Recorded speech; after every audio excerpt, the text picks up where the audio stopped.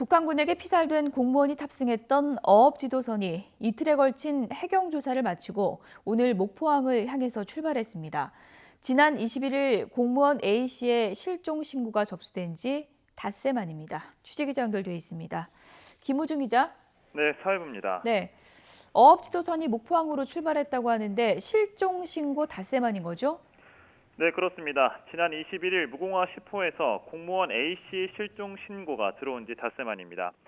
무공화 10호는 오늘 오전 7시 55분쯤 소연평도 인근 해상에서 전남 목포항을 향해 출발했습니다. 오늘 출발한 무공화 10호는 내일 오전쯤 목포항에 도착할 것으로 보입니다. 현재 무공화 10호에는 숨진 A씨 동료 공무원 15명이 탑승해 있습니다.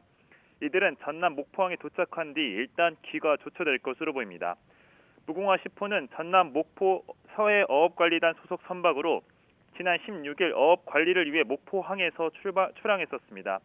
하지만 21일 공무원 A씨가 실종되면서 소연평도 인근에서 머무른 채 어제까지 해경 조사를 받아왔습니다.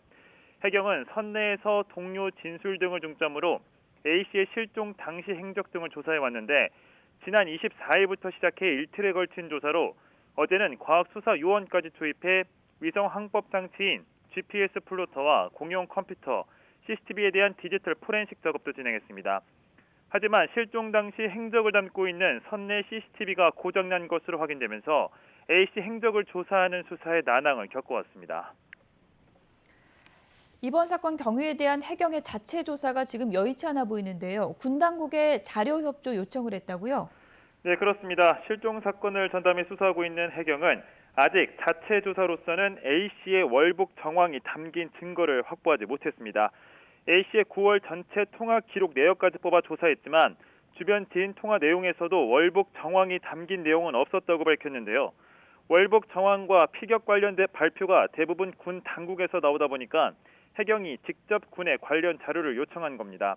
어제 해경청 총경급 간부와 수사관 등이 합동참모본부를 방문했는데 A씨의 월북 정황과 관련해 각종 자료를 요구한 것으로 알려졌습니다.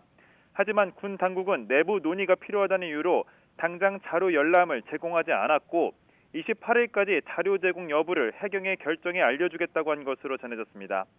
해경은 우선 A씨 월북에 대한 가능성을 열어두고 수사하고 있다고 밝혔지만 앞서 전해드린 대로 해경 자체 조사로서는 현재 월북 정황이 담긴 직접적인 증거는 나오지 않은 상황입니다.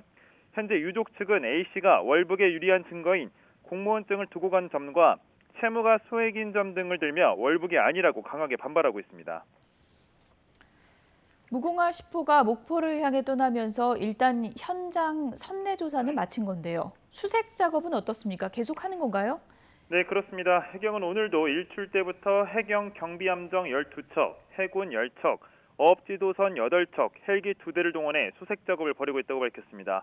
어제 500톤급 3척, 300톤급 1척 등 4척을 투입한 것과 비교해 보았을 때 현장 투입 인원이 대폭 늘어난 겁니다.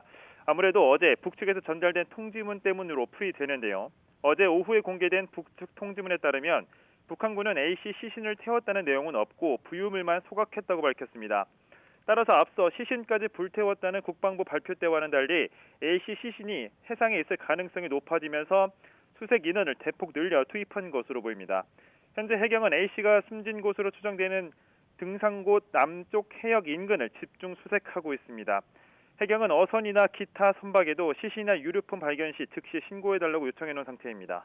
지금까지 사회부에서 전해드렸습니다.